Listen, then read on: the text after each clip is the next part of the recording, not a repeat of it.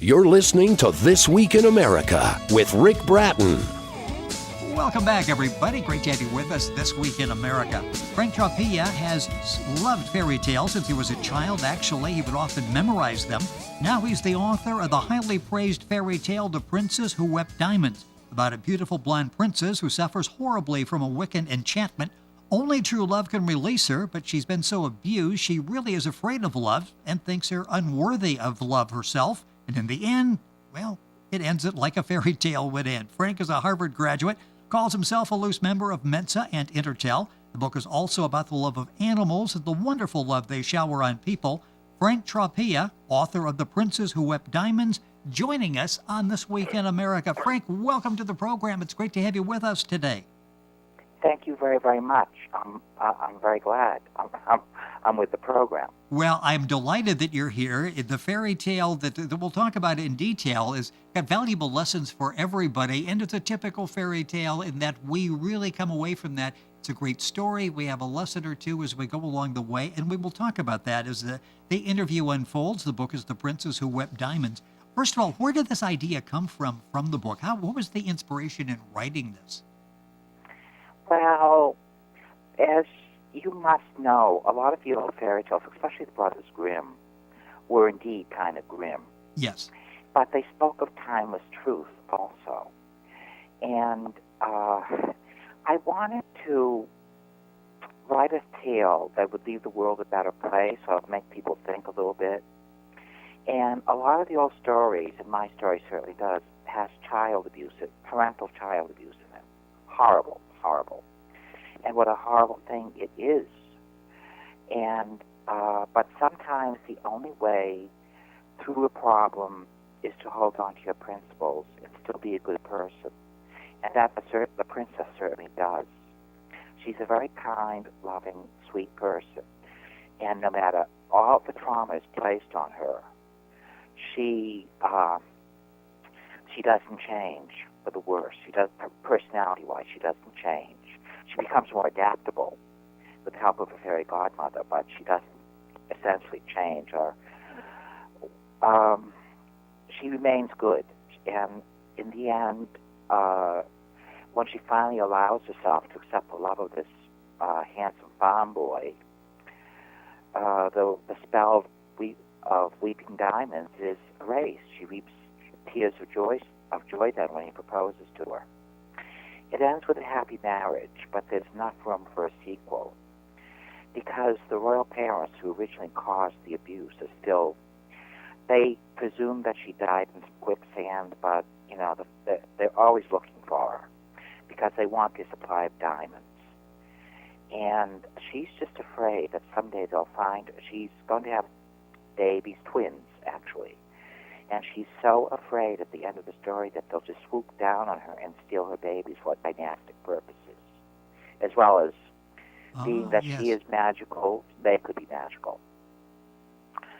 So there's enough room for a sequel, too. And that will make a lot of people happy that they're able to hear that and to continue the story and the themes that you've written so well about in the book, The Princess Who Wept Diamonds.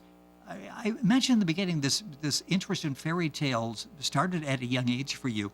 Talk about that. Why did you always like fantasy and fairy tales? What was it that interested you about that particular genre? Well, there was a romantic theme to it. Very.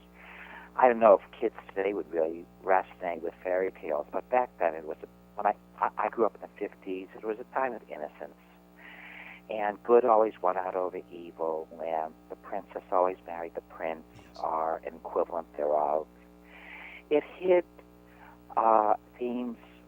Well, I love the fantasy, I love the magic, and so on and so forth. But fairy tales, the genre of fairy tales reflected certain themes that we have, that we no longer have in our society. Fortunately, woman cannot, in our society anyway, a woman cannot be traded for a good bargain in marriage.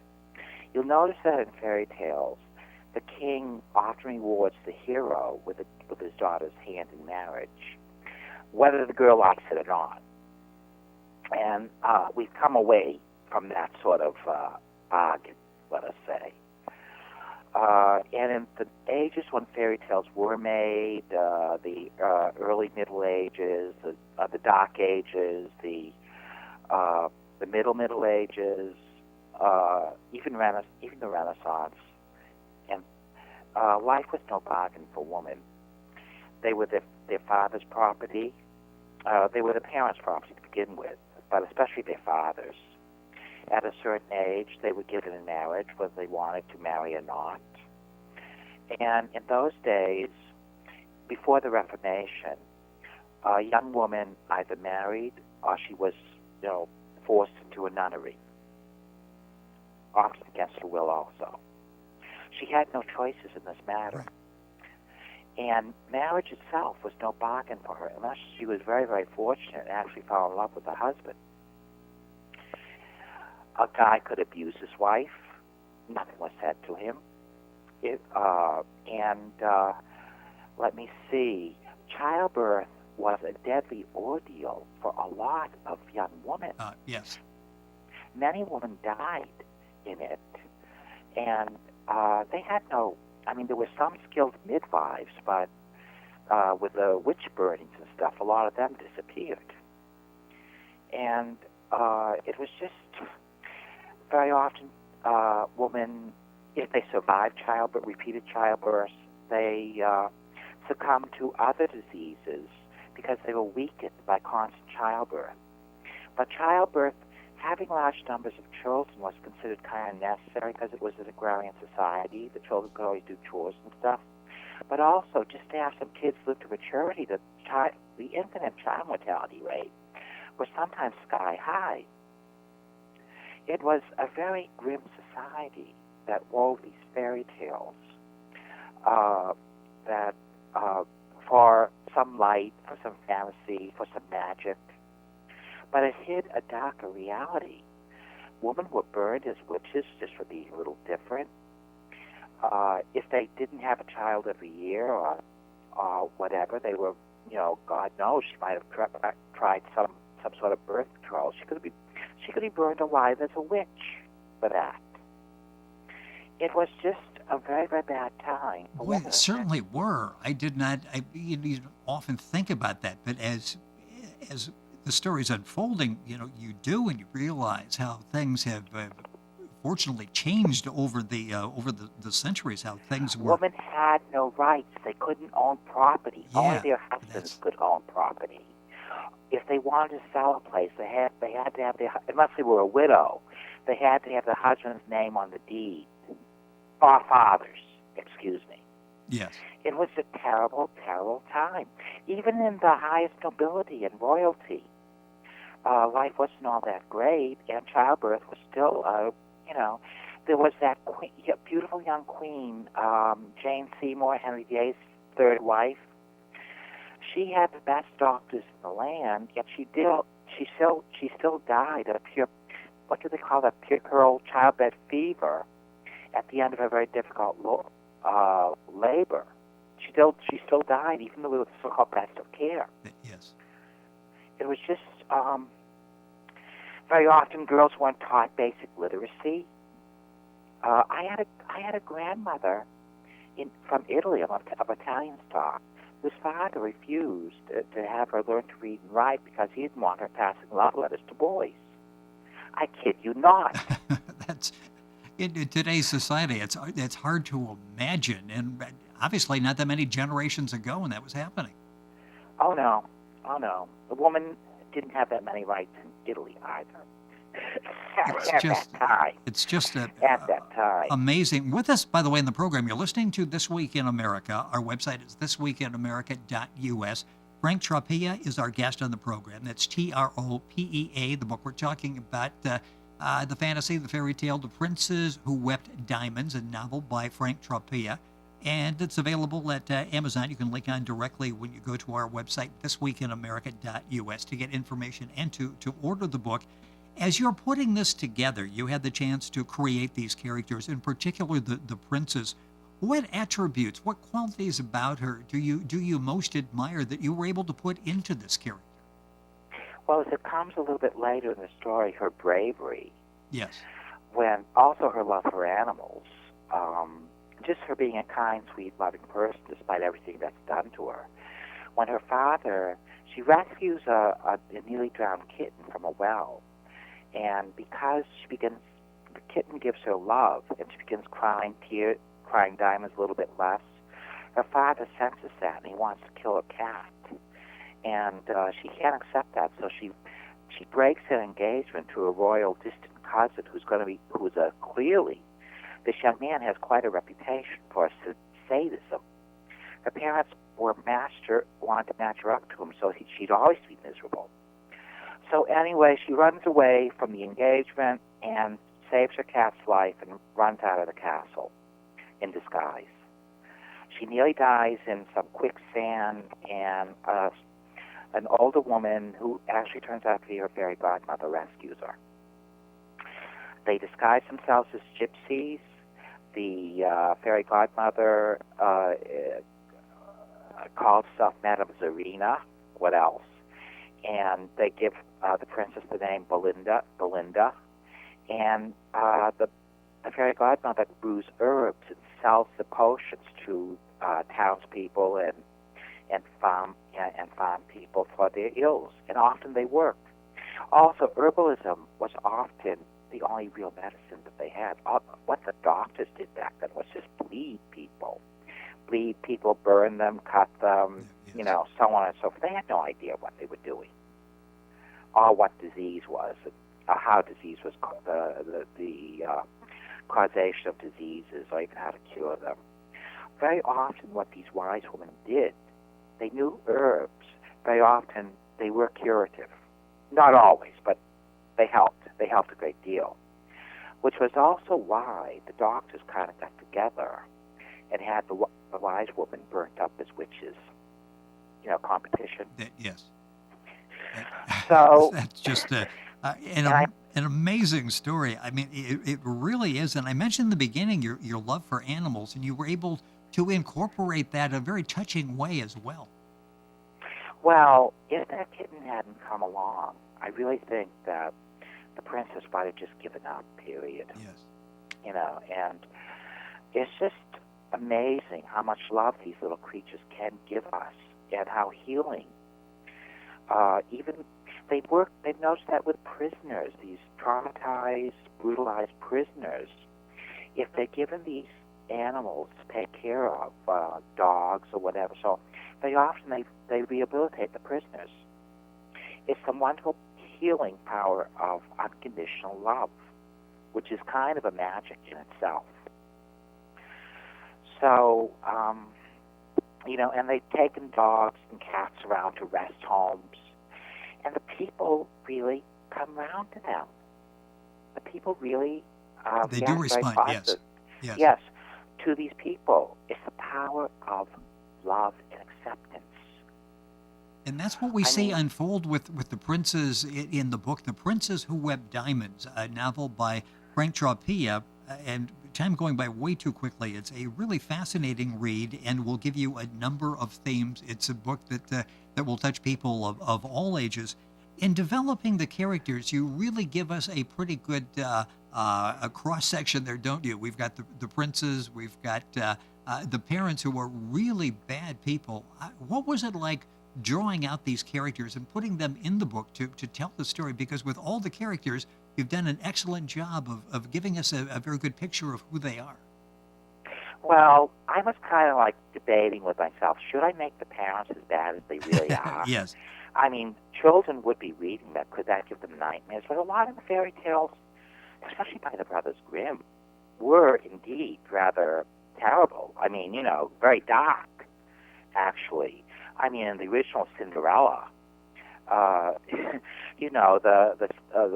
the stepmother cuts off the toes or heels of her own real daughters, to fit them into the glass slipper that the Cinderella has. And then at the wedding, these ravens or birds peck out the stepsister's eyes. I mean, yes. it is like, Okay, well, when you you have go to. back Yeah. and you think these through, it's like, yeah, those were, you sort of think fairy tales and you get this ending and you're thinking, okay, everything works out okay, but did that journey to get to okay, Oh, yes. that was pretty brutal, wasn't it? Well, the Wicked Queen and Snow White. I mean, they when she Yeah. went to Snow White's wedding, Snow White told the the the king who the prince's father who this woman really was, and the father had red hot iron shoes put on the queen's feet. She danced a while in agony and then collapsed dead. I mean, granted, she was a very wicked witch, but still, I mean, Exactly. Wow, I tell you, this. when you put this all in perspective and explain all of this, Frank, I'm going to have nightmares tonight. I'm not sure I'm going to be able to sleep too well. Well, And it's going just back through it some of was. these that were classics. Well, it's just that Disney. I'm not saying what Disney did was wrong because this was for children after all, but he had to glamorize them Yes. and tone the darker elements down. But in this fairy tale, I wanted to portray how bad materialism is. And while I know we all have to pay our bills and everything, we become a really hedonistic, materialistic society to our great cost, I think. There Yes. are other things. So you have a bad day. If you have a dog, a cat, that can make all the difference. Or if you have children who love you. Um, we all have bills to pay. I understand that. But as long as you have your basic health, some means of making a living, and love in your life, I mean, what else do you need? Yeah, and you Really? bring those themes out in the book. The Princes Who Wept Diamonds, the author of the book, Frank Tropea, is our guest on the program. A couple minutes left. Let's talk about the actual process of writing this. Were there any particular challenges you faced in putting the story together? Not really, but I was just kind of afraid of portraying the parents as bad as they Yes, were, yes. but like when the queen is told that her daughter drowned in quicksand, the princess had cried at the quicksand, and the tears were diamonds actually. And Snivy, this awful courtier, grabbed up the diamonds for himself, and the king says, "Give me the diamonds, Snively." And the queen says, "Give me two or three, two to remember my daughter by." And she breaks down and say, "What will we tell Philip, that awful prince whom they were going to wed to, the sadist?" I mean, these are parents from hell. Exactly. Yes. So, I mean, how realistic did I didn't want to give kids nightmares, but unfortunately, just read the papers, look at the news. This sort of thing happens every day. Yeah, and we're sort of desensitized to a certain extent by everything that we see, and I'm not sure what's really shocking anymore. So that's what makes this nice to get away to have this story, and we get to see some of these positive qualities that unfold in the book, The Princes Who Wept Diamonds. And you mentioned working on a sequel. How do you stand on that now? Are you actually involved in writing that? Are you finished? Where are you? Well, I have the idea for the sequel in mind. I worked out some of the plot, but I haven't set pen to it yet. I'm writing this different book. The book that I'm writing now is called Go Ask the Dead. I think it might be released next year. And it's a ghost story that takes place in the Deep South. And it's about this girl who's born with clairvoyance and mediumistic talents. She can see and talk to the dead and interact with them. And being as she was very neglected by her mother, who was murdered, she makes the friends with this Confederate officer who died at Gettysburg. And he becomes her lover. And she embarks on a passionate affair with William. Now, she's rapturously in love with him and doesn't care about, possible consequences, and she's warned about them. But things do turn dark, and ultimately, the only one who saves her is this boy that she married for a short while, and he still loves her. So he rescues her, but she also rescues herself from these negative spirits. Because she does have, there's witchcraft in the family, and she does have those powers too. Interesting. So it's a very it's mostly, I would say, really wouldn't want any children reading it because it's kind of kinky, but it's certainly for young adults and adults today. Oh yes, I think they'd enjoy some parts of it. Well, good luck with that, and we'll please keep us posted on that. We'd love to talk about that. And the sequel to the book we've talked about on the interview today, The Princess Who Wept Diamonds. It's written by author Frank Tropea. His last name is spelled Tropea. You'll find it available at Amazon.com. If you link onto our website, thisweekinamerica.us, you will go directly to the Amazon link. Frank, you're a very talented writer. I love what you were able to do with Princess Who Wept Diamonds. An excellent job on this particular book. Looking forward to more from you. Thank you for being with us on the program. Anytime. Yes, please. It was very delightful talking to you, and I think we'll talk again sometime next year. Would love to do that to stay on top of... No, not even next year, possibly in April about the new book. Oh, okay. That's a few months away, so I'll be looking forward to that. I can't wait to... you captured my attention on that as well. So we'll have Frank back on the program. The book, once again, The Princess Who Wept Diamonds. Information available at our website, thisweekinamerica.us. And we're back on today's program right after these messages.